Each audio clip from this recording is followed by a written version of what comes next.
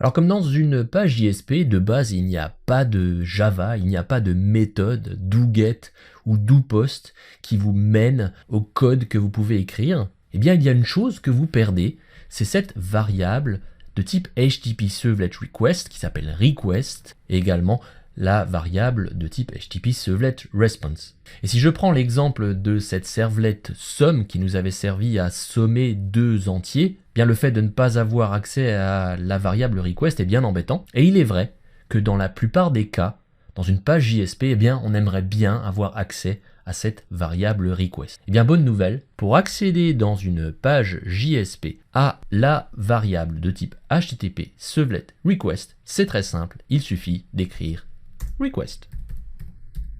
Request est ce que l'on appelle une variable implicite dans une page JSP. Elle correspond à l'objet de type HTTP Servlet Request qui est fourni à la servlet issue de la transformation de votre JSP. Donc vous pourriez par exemple écrire quelque chose comme int nombre égale request get paramètre nombre, en imaginant que l'utilisateur fournisse ce paramètre dans l'URL, et je vais ici faire un integer parseInt, juste pour que mon code compile gentiment. Voilà, vous pouvez voir que cette variable request est reconnue. Mon environnement de développement ne s'en plaint pas.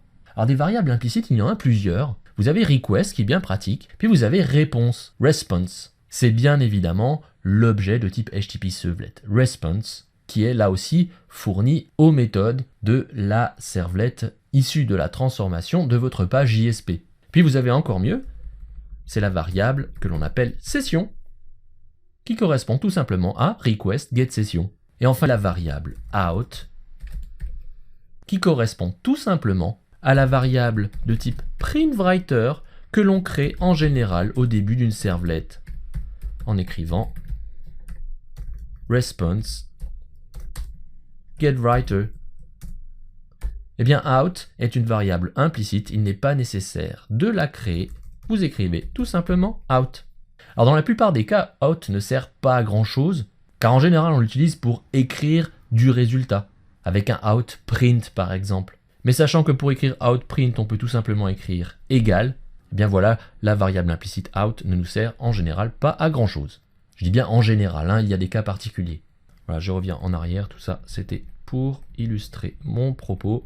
Et puis on va passer à un exercice qui va vous permettre de mettre en pratique ces variables implicites.